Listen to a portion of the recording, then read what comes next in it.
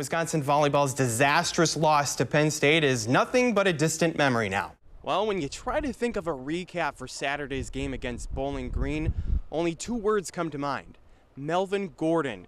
Finishing as runners-up a year ago, many have high expectations for Wisconsin volleyball this year, but don't tell these guys. Well, today's Packer game against the Panthers kind of makes you wish running clock rules applied. Well, this week was filled with quarterback controversies and injury concerns, and perhaps the best thing was for the team to get back on the field. Well, just 2 weeks ago, the sky was falling for the Packers. But after blowout wins against the Bears and Vikings, all is well again in Green Bay. The first 2 weeks are in the books. The Badgers have a bye week before returning here against Bowling Green. In Camp Randall Stadium, Eric Jacobson, Fox 47 Sports.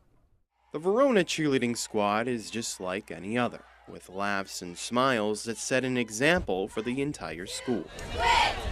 Except for three special girls. My coach in college had a special needs cheer team, so just watching that team perform gave me a lot of ideas on how I can incorporate them. Just beginning this year, the team aims to include everyone, and the result has been overwhelming support.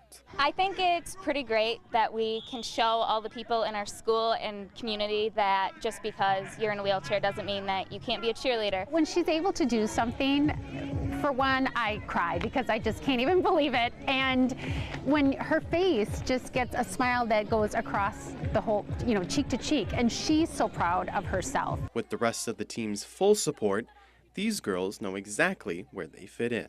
Talking to friends, not being home alone, and being bored, not doing nothing.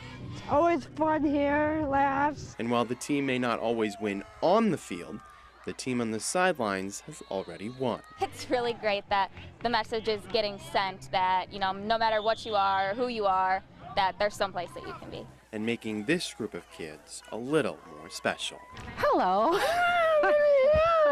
In Verona, Eric Jacobson, News 3 Sports. Your first time is thrilling.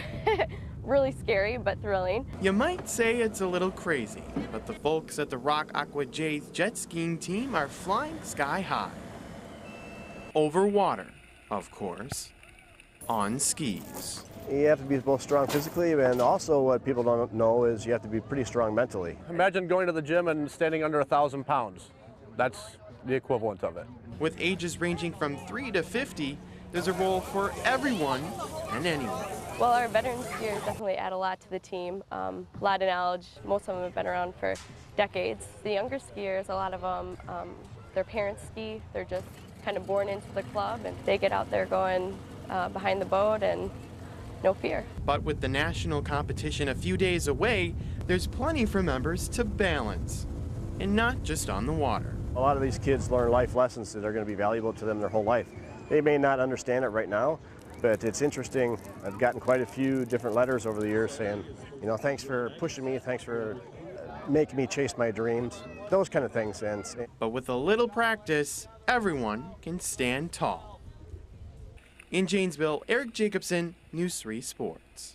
They don't look like your typical athletes, but don't tell that to these group of kids. Yeah, in my mind I treat it like a sport, but instead of using brute strength like in football, we use our minds. Janesville Parker's Rockin' Robots team does everything a sports team does, even down to the game their robots play.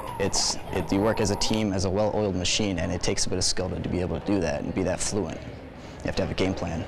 After advancing past the first round of the robot competition, the team headed to the Edward Jones Dome, home of the St. Louis Rams. It was crazy. It was playing in an NFL stadium. We're used to playing on one field in just a corner of a stadium, and now we have 5 or 6 fields in a big NFL stadium. And like a Super Bowl, a little halftime entertainment as well. will.i.am performed at a halftime show. It was breathtaking for me. But like any other athlete, this team is playing for more than just a competition.